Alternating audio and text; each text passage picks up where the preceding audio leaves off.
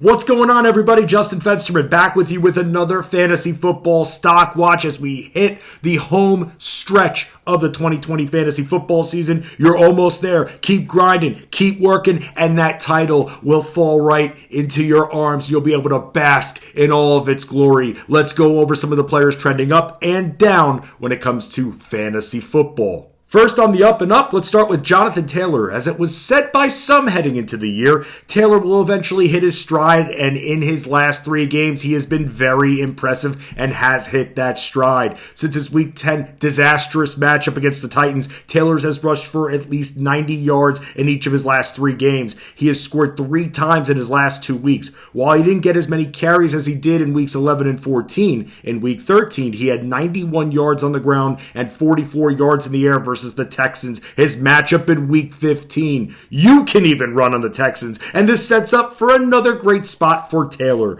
We don't have to worry about Jordan Wilkins anymore, and Nyheim Hines and Taylor can both be productive in this game. Next up, Ryan Tannehill. Tannehill has been one of the more consistent quarterbacks, putting up at least 20 points per week over his last 4 matchups, and Detroit is another strong spot for him. The Lions have been one of the weakest teams against quarterbacks this year, and even if the Titans go up big and start feeding Derrick Henry, Tannehill should be able to throw at least 1 or 2 touchdowns in this contest. In Tannehill's last few games, he's thrown 8 touchdown passes, rushed in 1, and only threw 2 picks during that stretch. It should be a big week for A.J. Brown and a bounce-back week for Corey Davis. Finally trending up, Robert Tonyan. While we've seen Tonyan go on a touchdown streak before earlier this year, that was with a banged-up Davante Adams. Now with Adams back in and still dominating, Tonyan has seen a lot of love in that red zone. In PPR leagues with 6 points per touchdown reception, Tonyan has been a top 5 tight end in points per game. He's seen a steady diet of 5 targets per game over his last 4 weeks, and he's scored in each of those weeks. Tonyan has Carolina next, who is weak against the tight end,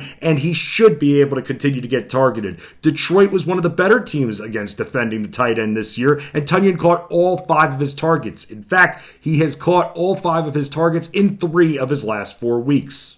Now players trending down. Todd Gurley. How the heck do you start this guy in a semifinal? The Falcons are in trouble in general, as their offense does not look in sync. They will need to throw a lot down the stretch, as they will likely play from behind in their final 3 matchups against Tampa Bay twice, with the Chiefs right in the middle. Gurley's knee is clearly bothering him. If we thought we weren't seeing any burst before, Gurley looks like he could barely move now on the field. He hasn't received double-digit carries since Week 9. That should say something to all of us. They don't believe in him. The Falcons really don't utilize him in the passing game either, and he hasn't scored a touchdown since Week 9. He just can't be trusted in your semifinal matchup.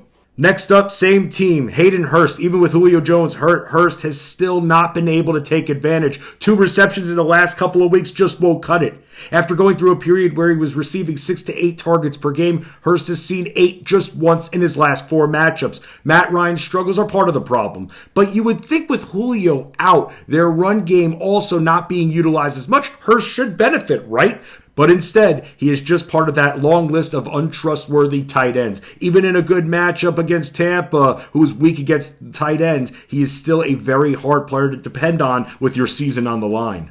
Finally trending down, Glo Bernard. Will Joe Mixon get back in the field? We don't know. Will Bernard get 10 carries again consistently? We also don't know. He's only hit double digits once in his last 5 games. Last time out versus the Steelers, he rushed for 30 yards. He got bailed out a bit in PPR leagues by catching 4 passes, and he plays Pittsburgh again in Week 15. He hasn't hit the end zone since Week 8, and if Week 14 proved anything to us, the Bengals aren't afraid to go away from him. He fumbled early versus Dallas and then was frozen out of the game plan for the most part. I know he's the starter, but how can we as fantasy players put stock into him if his own team won't? That is your Stock Watch, FA Nation. Let's finish the job. Let's win. Always fight. No other option. This is what we do. Let's get those titles and end 2020 the right way by winning. Good luck in your playoffs.